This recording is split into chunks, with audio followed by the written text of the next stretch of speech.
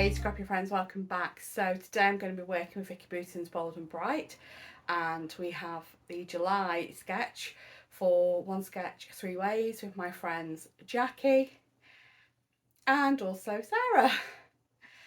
So the sketch we're using this month is this one from Pagemaps. It's a double page sketch, loads you can do. Use one side, both sides, turn it, twist it, squish it. I'm squishing it, and I've mocked up what I'm thinking it's going to look like in squishing it. So I'll show you that in a minute.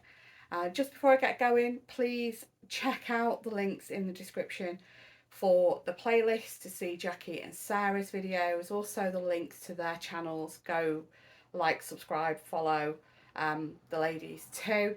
And if you're not already a subscriber here, please think about hitting that subscribe button. If you enjoy the video, please give it a like and let me know in the comments what you've enjoyed. Not sure what to say, just pop an emoji, just for the sake of engagement with the video. Let's YouTube know people want to see this content. So that out of the way, let's get scrapping.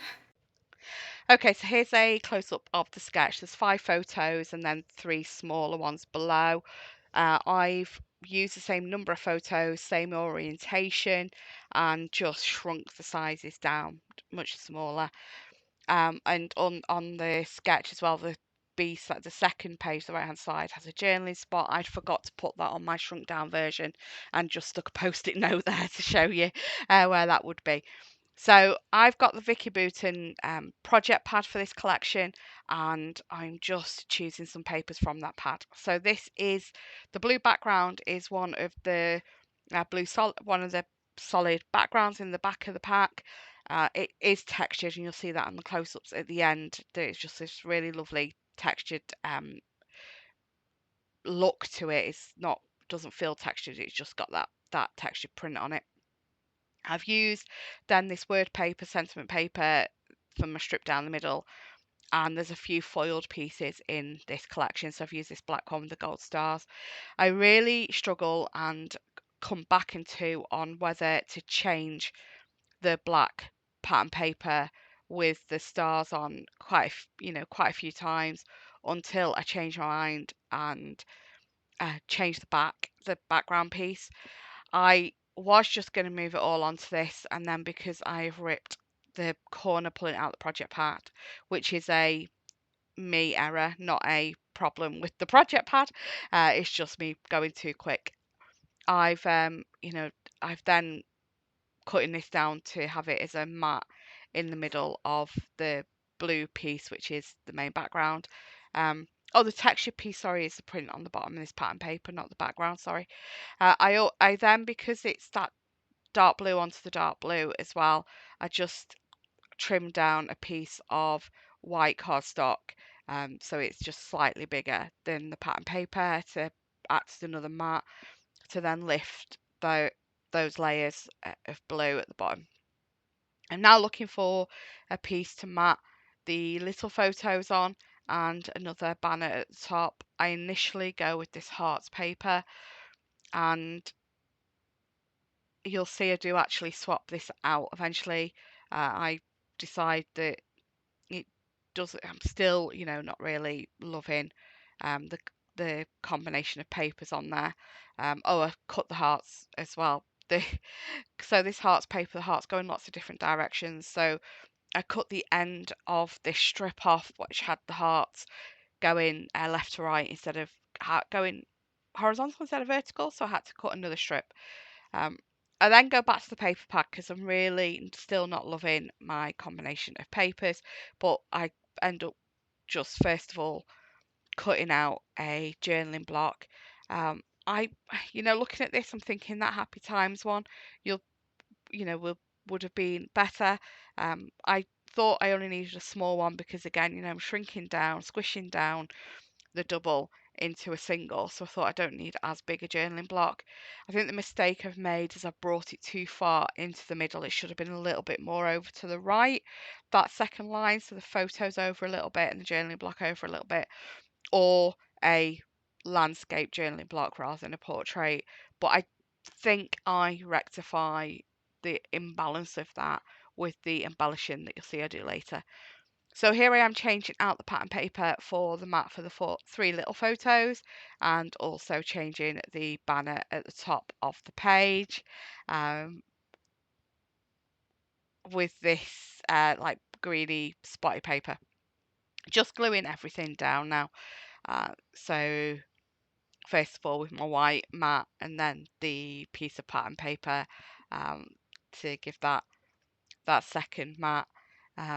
I'm really sorry Mr. Ding is playing hide and seek behind my laptop and distracting me.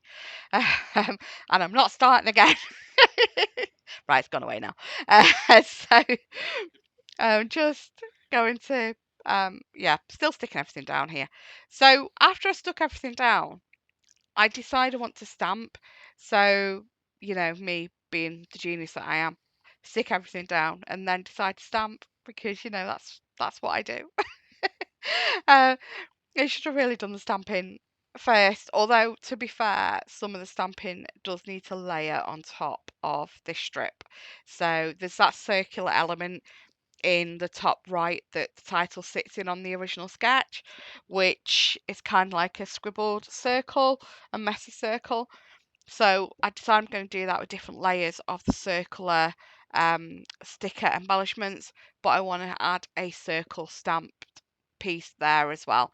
So that's so after sticking these photos down, they do end up being pulled back up, and you'll see that shortly.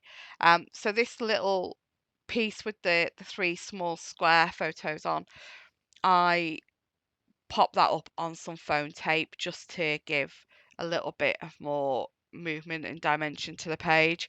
So here I am now going to start with those circular embellishments and decide I want to stamp. So wander off to find a stamp block big enough for that.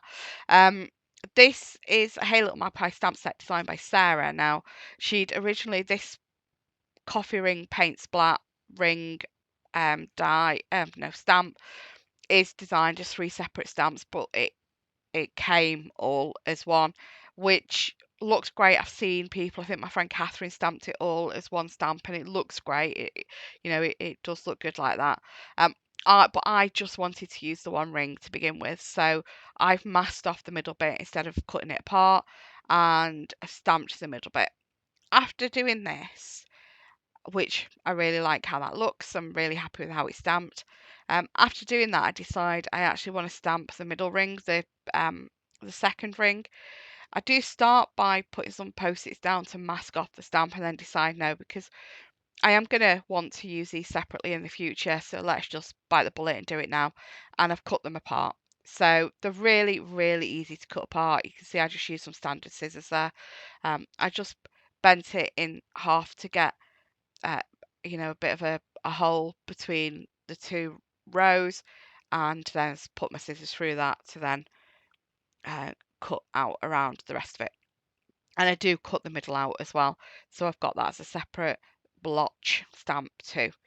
So I'm going to put this ring between the journaling block and the photo block there, so I do end up having to pull up the foam pads from that photo block, and they came up no problem. They stuck back down no problem as well.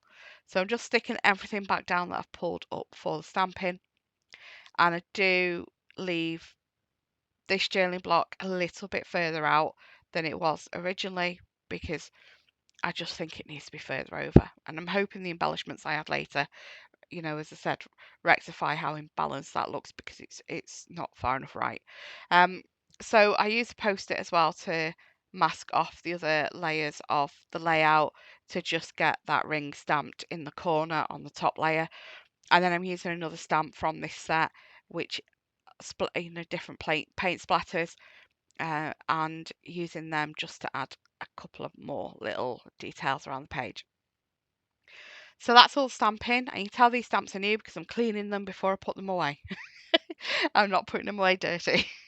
And then I come back in then with the sticker embellishments. So there's two sheets of sticker embellishments with this collection. There's this sheet with lots of different icons and phrases and labels and things like that. And then there's another sheet with a really fab alphabet, and then lots of smaller phrase stickers on it too. So just I'm layering up here. So I've layered a sticker there. I've put it on foam pads over my banners, and then I took this big title sticker and it's the little things in life, and I've stuck that flat to the page at the minute. I'm going to pull that back up and put some 3D foam around it in a minute. So I've got a little piece there with the gold foiling on it with a little arrow. I'm gonna uh, possibly put the date on that, and then there's a tab I add later. Probably put where we are. This is a visit actually. I'm doing this voiceover on Sunday 21st, so a week before this video is going live. We went to the sea shanty yesterday. So we went out for lunch, Mr. Ding and I, and there's just some fun photos we took whilst we were there. Just adding this flag as well, and I was going to add it as that to that embellishment cluster to go by the far right of the photos, but decided it actually fits much better there coming over that block of photos. And add a word to onto the journaling block there. I think it says details. It's two. I can't see it properly on the screen where I'm editing at the moment. And I just complete the cluster on the banner with that phrase strip. Actually, that's not completed. Gold foil heart goes up there later. So I decide that the title does need to pop up. So I've just pulled that up and I'm putting foam tape behind it. And you can see I've put one of those bulldog clips as well over the rings popping out behind the title phrase there. So still layering up stickers around the journaling block, just pulling that a little bit further over to the right and just indicating there that I want more things to come down the right to pull that over, make it more visually balanced. So popped a label in here which makes that block a bit wider, and I do end up adding more. I think there's a star with a phrase over it that I do pull out shortly, and I pop that up on foam pads. So I've got things up on foam pads, different areas around the page, just to give it, as I said, that dimension and movement. And I'm a lot happier with that now. I think that's a lot more balanced with that block at the bottom coming further out. Uh, Popping this tab label in and decide that I don't want it that colour. I want to bring in a bit of pink to that top there. So that's all that done. Oh, yeah, foil star on my stamping at the bottom just to make a little bit more of that, and a foil heart on the banners. I do kind of play around with putting another foil heart somewhere, but I decide that the foil on that label that's got like a little heart in it will do. And yeah, that's it. Just slowing down, show you the sketch here again. As I said at the beginning, please check out Sarah and Jackie's videos. Links will be in the description. And there's a link as well to our Facebook group, because we'd love to see what you do with this sketch. Thanks so much for watching. Don't forget to like, subscribe and comment. And have a great day. Take care. Bye bye.